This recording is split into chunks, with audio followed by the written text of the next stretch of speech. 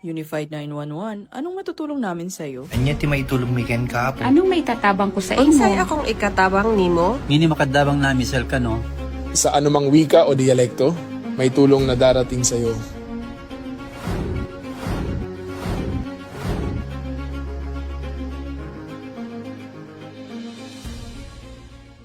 Lilingkod sa bawat Pilipino at magbibigay ng tamang impormasyon para sa tahimik at maayos na Pilipinas. Police News Network, alagad ng batas, tagapagtaguyod ng balitang pulis, sandigan ng mamamayan, patnubay ng katotohanan.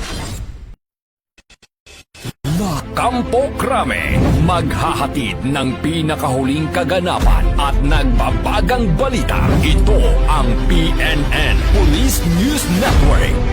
At ngayon, ang inyong mga tagapagbalita.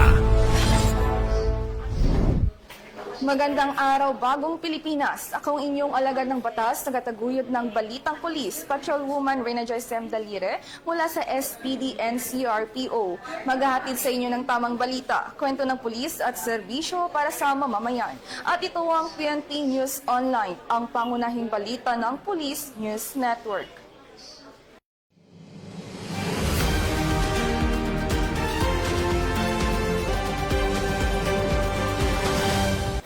Narito ang mga balitang hatid ng ating PNN correspondents mula sa iba't ibang panig ng bansa.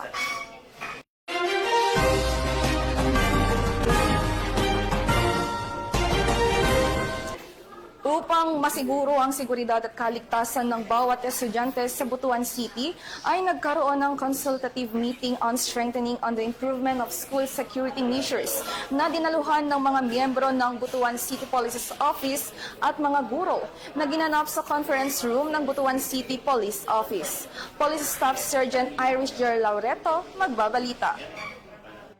Bilang isang aktibong hakbang upang matiyak ang kaligtasan ng mga estudyante sa lungsod, isinagawa ng Butuan City Police Office ang consultative meeting on the improvement of school security measures. Sa ilalim ng temang Strengthening Police-School Partnership for Safe and Secure Learning Environment, pinagsama-sama ng naturang aktibidad ang mga opisyal ng kapulisan at mga lider ng edukasyon sa Butuan upang talakayin at tugunan ang mga umuusbong na usapin hinggil sa seguridad.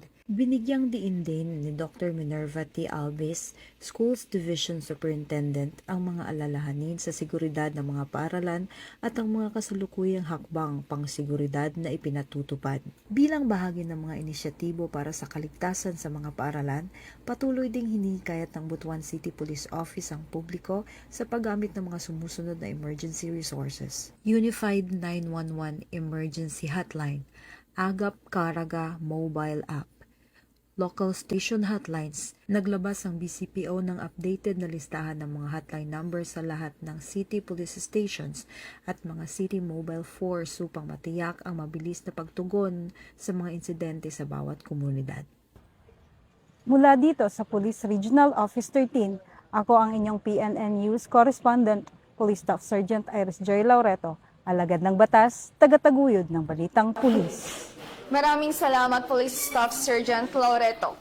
Mabilis na rumisponde ang mga miyembro ng Peña Rubia Police Station sa isang individual na nakaranas ng hypertension at hirap sa paghinga, kung saan agad sinugod ang biktima ng pulisya sa pinakamalapit na ospital upang mabigyan ng medikal na atensyon. Agad na tinugunan ng mga tauhan ng Peñarubia Municipal Police Station ang isang emergency call sa Peñarubia Abra nito lamang ika-22 ng Agosto 2026. Isang 32 anyos na lalaki mula sa Barangay Dumayco ang nangailangan ng agarang tulong matapos makaranas ng hypertension at hirap sa paghinga. Sa pangunguna ni Police Chief Master Sergeant Edgar B. Bersamin, agad na nagtungo ang mga responders sa tahanan ng pasyente upang siya ay ay matulungan. Walang pag-aalinlangan, maingat nilang binuhat ang pasyente at isinakay sa police mobile upang mabilis na maisugod sa pinakamalapit na ospital at mabigyan ng agarang atensyong medikal. Sa ganitong pagkakataon, ipinakikita na ang tunay na serbisyo publiko ay hindi lamang nasusukat sa pagtupad sa tungkulin, kundi sa kahandaang tumulong at tumugon sa oras ng pangangailangan. Muling pinatunayan ng Peñarubia Municipal Police Station na ang kapulisan ay hindi lamang tagapagpatupad ng batas kundi katuwang, sandigan at maaasahang lingkod ng bayan sa anumang oras. Mula dito sa rehiyon ng Cordillera, ako ang inyong PNN correspondent, Patrolwoman Lizel Digman, alagad ng batas, tagataguyod ng Balitang Pulis. Maraming salamat, Patrolwoman Digman. Magiting na pulis na si Staff Sergeant Noli Miranya matagumpay na naibalik ang naputol na kamay dahil sa pagresponde sa isang nag-aamok na sospek sa Camarines Sur. Patuloy naman ang nakasuporta at nakaalala ang Philippine National Police sa kanyang pagpapagaling. Yan ang balitang tinutukan ni Patrolman Edwin Baris. Patuloy na nagpapagaling at nakasuporta ang Philippine National Police kay Police Staff Sergeant Noli M. Miranya ng Camarines Sur Police Provincial Office na malubang nasugatan habang rumeresponde sa isang insidente sa barangay Kalalaan, San Jose, Camarines Sur noong 22 ng Agosto taong kasalukuyan. Agad isinugod si Police Staff Sergeant Miranya sa isang ospital kung saan matagumpay siyang sumailalim sa operasyon upang maibalik ang naputol na bahagi ng kanyang kaliwang kamay. Naging matagumpay naman ang operasyon at patuloy siyang inoobserbahan ng mga doktor. Ayon sa Police Regional Office 5, patuloy nilang tututukan ang kalagayan ni Police Staff Sergeant Miranya at titiyaking makakatanggap siya at ang kanyang pamilya ng kinakailangan tulong para sa kanyang pagpapagaling. As to the update of Police Staff Sergeant Noli Miranya, last August 22, 2026, in the evening, successfully naibalik po yung naputol na kamay ni Sergeant Miranya. And as of today po, August 24, 2026, until lang po, under observation po and medication, nakakonfine po siya ngayon sa Bicol Medical Center, Naga City. Pinuri naman ng PNP ang kanyang tapang at dedikasyon sa tungkulin matapos niyang harapin ang panganib habang naglilingkod at tumutulong sa komunidad. Mula dito sa National Headquarters ng Philippine National Police, ako ang inyong PNN correspondent, Patrolman Edwin Baris, alagad ng batas, tagataguyod ng Balitang Pulis. Maraming salamat, Patrolman Baris.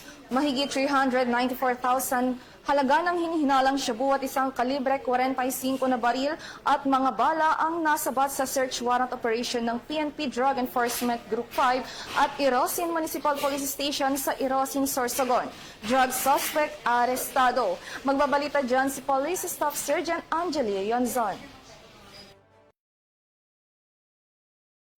Arestado ang isang 45 anyos na lalaki na itinuring na high-value individual matapos ipatupad ang isang search warrant sa Irosin, Sorsogon. Pinangunahan ng Special Operations Unit 5 ng PNP Drug Enforcement Group, katuwang ang Irosin MPS, ang operasyon batay sa search warrant na inisyu ng Regional Trial Court Branch 55 na samsam mula sa suspect ang humigit kumulang 58 grams ng hinihinalang shabu na nagkakahalaga ng 394,400 pesos, isang kalibre 45 na baril, magazine at 7 bala, gayon din ang iba pang drug paraphernalia. Ang mga nakumpiskang ebidensya ay sasailalim sa laboratory at ballistic examination. Dinala ang suspect sa ospital para sa medical examination at kasalukuyang nasa kustodiya ng Irosin MPS para sa kaukulang disposisyon at pagsasampa ng kaso. Patuloy naman ang kampanya ng Sorsogon Police Provincial Office laban sa iligal na droga at iba pang krimen sa lalawigan ng Sorsogon. Mula dito sa Sorsogon Police Provincial Office, ako po si Police Staff Sergeant Angeli Bionson para sa Police News Network, Bagong PNP, para sa Bagong Pilipinas, serbisyong mabilis, tapat at nararamdaman. Maraming salamat, Police Staff Sergeant Yonzon. Hindi na nakapalagpa ang isang drug suspect at nakumpiska mula sa kanya ang mahigit 1 milyong piso na halaga ng hinihinalang shabu sa buy-bust operation ng mga otoridad sa Tagbawan, Iloilo. Nakatutok dyan si Patrolwoman Glidel Astrologo. Arestado ang isang drug suspect sa sinagawang buy-bust operation sa barangay Buyuan, Tigbawan, Iloilo. Nito lamang 21 ng Agosto taong kasalukuyan. Kinilala ang suspect sa alias na Jojo, 48 taong gulang, walang trabaho, residente ng San Joaquin, Iloilo at pansamantalang naninirahan sa Tigbawan. Narecover mula sa suspect ang 4 na transparent plastic sachet na naglalaman ng hinihinalang shabu na may tinatayang timbang na 150 gramo na may standard drug price na 1,020,000 pesos, buy-bust money at iba pang non-drug related items. Pinangunahan ng operasyon ng Provincial Drug Enforcement Unit ng Iloilo Police Provincial Office, katuwang ang PDEA 6, Tigbawan Municipal Police. Patuloy na isinusulong ng Tuguegarao Component City Police. Arestado ang isang drug suspect sa sinagawang buy-bust operation sa barangay Buyuan, Tigbawan, Iloilo. Nito lamang 21 ng Agosto taong kasalukuyan. Kinilala ang suspect sa alias na Jojo, 48 taong gulang, walang trabaho, residente ng San Joaquin, Iloilo at pansamantalang naninirahan sa Tigbawan. Narecover mula sa suspect ang 4 na transparent plastic sachet na naglalaman ng hinihinalang shabu na may tinatayang timbang na 150 gramo na may standard drug price na 1,020,000 pesos, buy-bust money at iba pang non-drug related items. Pinangunahan ng operasyon ng Provincial Drug Enforcement Unit ng Iloilo Police Provincial Office, katuwang ang PDEA 6, Tigbawan Municipal Police Station at Provincial Intelligence Unit. Pinuri naman ni Pro 6 Regional Director, Police Brigadier General Randolph T. Tuanyo ang mga operatiba at katuwang na ahensya sa matagumpay na operasyon. Ayon sa kanya, bunga ito ng tuloy-tuloy na intelligence gathering, maayos na koordinasyon at determinasyon ng kapulisan na maputol ang operasyon at distribusyon ng illegal na droga sa mga komunidad. Dagdag pa niya, patuloy na magsasagawa ang Pro 6 ng intelligence-driven operations laban sa illegal na droga at iba pang kriminalidad habang hinihikayat ang publiko na makipagtulungan at magbigay ng impormasyon sa mga otoridad. Ang operasyon ay bahagi ng patuloy na kampanya ng Pro 6 laban sa illegal na droga, alinsunod sa responsive, trusted at transformative policing for a safer Western Visayas at sa bisyon ng PNP na bagong PNP para sa bagong Pilipinas, serbisyong mabilis, tapat at nararamdaman. Mula dito sa Police Regional Office 6, ako ang iyong Police News Network Correspondent, Patrolwoman Glidel Astrologo, alagad ng batas, tagataguyod ng Balitang Pulis. Para sa huling balita, walang takas sa batas ang 4 na wanted person sa kilusang operasyon ng PNP Tuguegarao sa loob lamang ng 2 araw. Bahagi ito ng walang humpay na operasyon ng PNP kontra kriminalidad at mapanagot ang mga individual na may pananagutan sa batas. Magbabalita dyan si Patrolwoman Mika Rubio. Patuloy na isinusulong ng Tuguegarao Component City Police Station ang mga akbang para mapanatili ang kapayapaan, kaayusan at seguridad sa lungsod. Kaugnay nito, 4 na taong pinaghahanap ng batas ang naaresto sa magkakahiwalay na operasyon noong Agosto 18 at 19 ng taong kasalukuyan. Kabilang sa mga naaresto, sina alias Onyok, 18 taong gulang na may warrant of arrest para sa kasong murder na walang inirekomendang piyansa. Alias Josh, 28 taong gulang na may kinakaharap na 15 bilang ng qualified theft na may kabuuang piyansang 500 at 18,000 piso. Alias Jobert, 34 na taong gulang na may warrant kaugnay ng paglabag sa Republic Act No. 7610 o batas sa espesyal na proteksyon sa mga bata laban sa pang-aabuso, pagsasamantala at diskriminasyon na may piyansang 200,000 piso. At alias Brian, 18 taong gulang na may kinakarap na kasong statutory rape na walang inirekomendang piyansa. Isinagawa ang mga operasyon upang ipatupad ang mga warrant of arrest at matiyak na may harap sa hukuman ang mga taong may kinakaharap na kaso. Ayon kay Police Lieutenant Colonel Gary A. Matagay, Chief of Police ng TCCPS, patuloy na palalakasin ng himpilan ng kanilang mga operasyon at pakikipag-ugnayan sa iba pang law enforcement units upang mapanatili ang kapayapaan, kaayusan at kaligtasan ng publiko. Mula dito sa Cagayan Police Provincial Office, ako ang iyong Police News Network Correspondent, Patrolwoman Mika E. Rubio. Alagad ng batas, tagataguyod ng Balitang Pulis. At yan ang mga balitang nakalap ng ating mga PNN correspondents mula Luzon, Visayas at Mindanao. Para sa mas malawak at mabilis na ulat ng mga balita, i-like, follow, and share kami sa aming Facebook account ng Police News Network at sa Twitter account para sa mga real-time updates at YouTube channel para sa mga live stream at replays.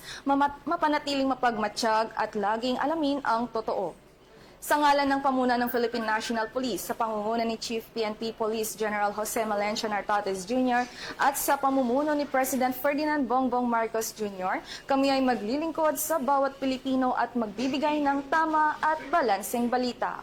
Mga ka-PNN, ating abangan ang Sumbong Mo Aksyon Agad mamaya 12:30 ng tanghali sa kanilang Facebook page at mamayang 4 o'clock ng hapon sa PNN YouTube channel.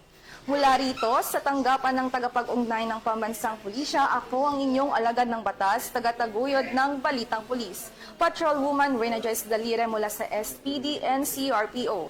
Maghahatid ng tamang balita at serbisyo para sa mamamayan. At ito ang PNP News Online, ang pangunahing balita ng Police News Network, at ito ang bagong PNP para sa bagong Pilipinas. Serbisyong mabilis, tapat at nararamdaman.